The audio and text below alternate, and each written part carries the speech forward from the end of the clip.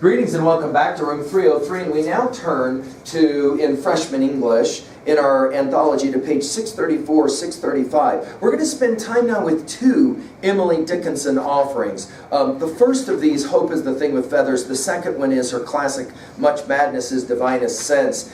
We've already met Emily Dickinson when we were working with the introduction information back at the very beginning. When we were on page 612, We Grow Accustomed to the Dark. This is the same Emily Dickinson. Note your biography information on 631, 1830 to 1886. And your biography information will say the following about her.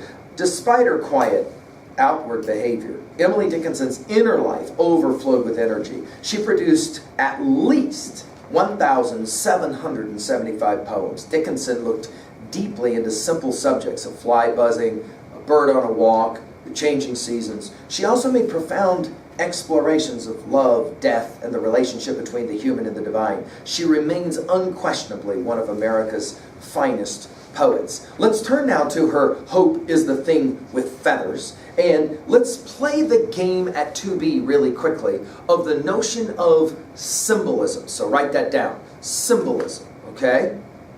Let's play now along with the genius poet. By the way, let's just point out, you're going to study more about Emily Dickinson in your junior year. I've already given a number of lectures on Emily Dickinson for the junior year, and if you want to go there as freshmen to the folder on learnstrong.net and find more of those lectures of the junior year, you can, or you can just wait and then discover her on your own in your junior year.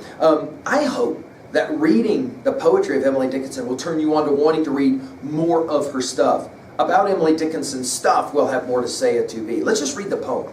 Hope is the thing with feathers that perches in the soul and sings the tune without the words and never stops at all.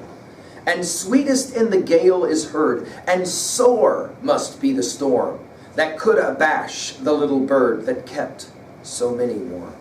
I've heard it in the chillest land and on the strangest sea, yet never in extremity it asked a crumb of me. Let's begin by first of all just pointing out the way Emily Dickinson likes to write her poetry. She loves the dash. Did you see it? No, I mean, you can count up. Notice how many dashes there are, right? She loves as well the metaphor or the implied symbol. Anybody can say hope is a bird. She doesn't call it a bird. She says hope is the thing with feathers. So let's jot down in 2B right away. We are going to be working with an obvious symbol or a metaphor, right? Hope is a bird. But wait a minute, let's begin with defining hope. Give an operational definition of hope in your notes. What does that word even mean to you?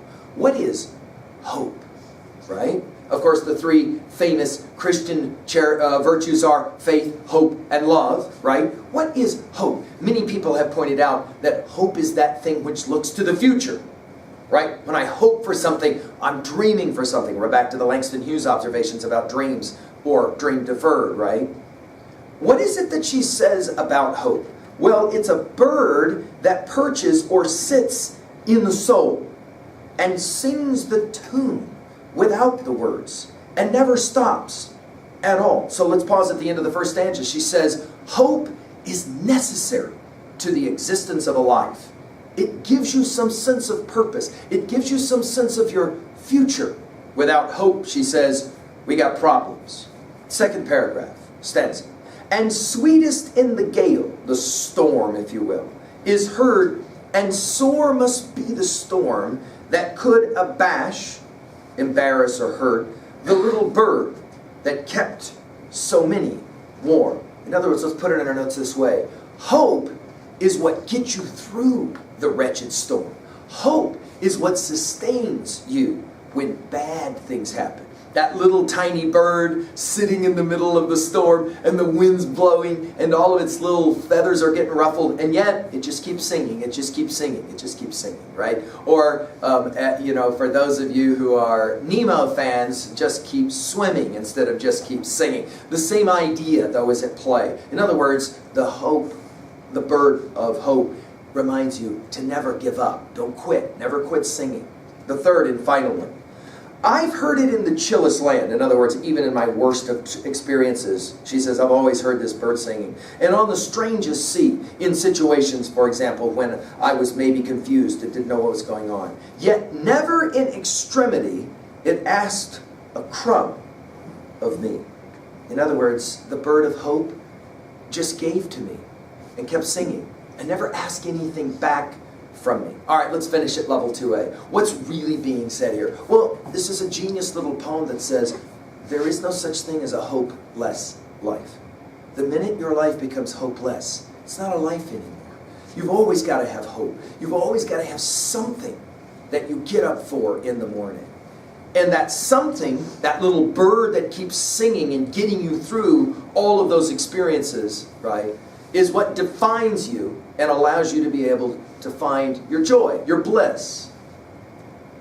Of course, at 2B, we've got a powerful word picture here, don't we? An important metaphor, a little simile of a kind, or a little symbol of a kind, that basically says the bird of hope continues to sing even when you don't feel like singing, when you're in the middle of a nasty storm.